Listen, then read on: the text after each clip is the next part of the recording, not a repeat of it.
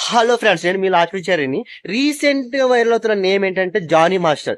ఎవరు ఈ Johnny master అంటే మీరు ఈ వీడియో పూర్తిగా చూడండి. ఆయన ఒక కొరియోగ్రాఫర్. ఆయన రీసెంట్ గా ఏంటంటే పాన్ ఇండియా మూవీస్ కూడా ఆయన కొరియోగ్రాఫ్ చేశారన్నమాట. అయితే రీసెంట్ గా ఆయన మీద ఏంటంటే ఫోక్సో కేసు నమోదైందన్నమాట. ఈ ఫోక్సో కేసు ఎవరు పెట్టారు ఏంటో తెలియాలంటే ఈ వీడియో పూర్తిగా చూడండి.